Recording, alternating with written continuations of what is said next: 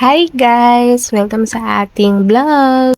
So ayun na nga, another day, another pay later or credit limit na pwede nyong asahan in case of emergency at kulang kayo sa cash.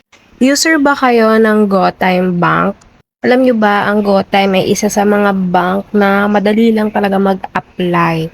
Talagang pag may valid ID ka, and nakakita ka ng outlet nila, for example, sa Robinson. And madalas kasi sa Robinson sila may outlet yung pinaka, yung machine. So, ayun, na-try ko na yon, nag-biometrics lang ako doon and ID. Then, ilang minutes lang, nilabas niya na yung debit card ko. Ganun lang siya kabilis. So, ayun, if ikaw ay user ni GoTime, and syempre, may savings ka sa kanila and pinambabayad mo siya lagi, pinang-load, pinang-pay bill, basta ginagamit mo yung app nila, yung bank nila, malaki yung chance na ma-operan ka ng more time credit limit.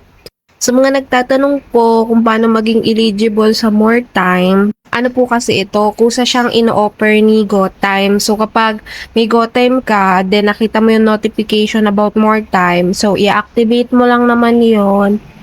Then ayun, magkakaroon ka na ng credit limit na offer sa'yo. Pero in case may co-time ka, tapos ayun, hindi mo makita yung notification na may more time, ibig sabihin lang nun is hindi pa po kayo eligible magka more time. So ayan, ganito po yung itsura ng may more time offer. Ayan. Ayan. So alam nyo ba, si more time, ang kagandahan sa kanya ay mayroong more time to pay. Yes po. Siyempre, from the word itself, more time. So, ito po ay isang klase ng credit limit na kailangan nyo muna mag-down payment. For example, kukuha ka ng, kukuha ka ng 5K. So, kailangan kailangan sa 5K na kukunin mo, may 200 pesos ka sa loob ng GoTime. Ayun po kasi yung ikakaltas ni more time sa pinakaunang down payment mo.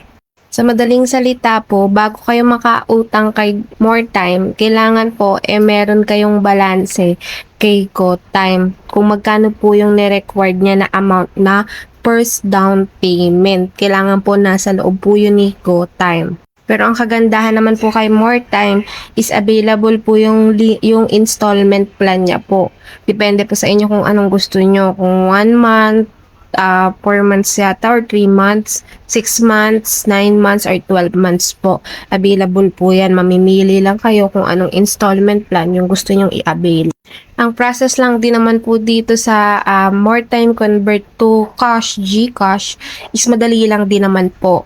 Real-time payment po ito. So kapag nakapagpa-process po kayo, asahan nyo po minuto lang, maisasend na po sa GCash nyo, Paymaya or bank nyo po. So, ayun nga, ang magiging process po natin is bibigyan kayo ng QR, i-scan nyo lang po yun, then after, isasend na po sa inyo. So, pinakamahalagang paalala po, bago magpa-process or during process, make sure po na mag-a-ask kayo ng video call sa akin. Yes po. Upang maiwasan po ang mga fake account at poster account. Kasi naglipanan na po talaga ang mga AI na ganyan or mga fake account. Since noon pa naman ginagawa ng fake account. So marami pong scammer sa paligid. So para maiwasan po yon, makipag-video call po kayo during process or before process as long as makikita nyo po yung pagmumukha ko po. Again, in case eligible na po kayo sa more time limit at may offer na po kayo and interested po kayo ipa-convert into cash yan, pwede nyo po ako i-message yan sa aking Facebook account. Ayan, Ann Pilierba Jesly po. Open po ako for video call process, meet up po sa malapit na lugar. Pang meet up ko po, madalas po mall. Tippers po muna syempre.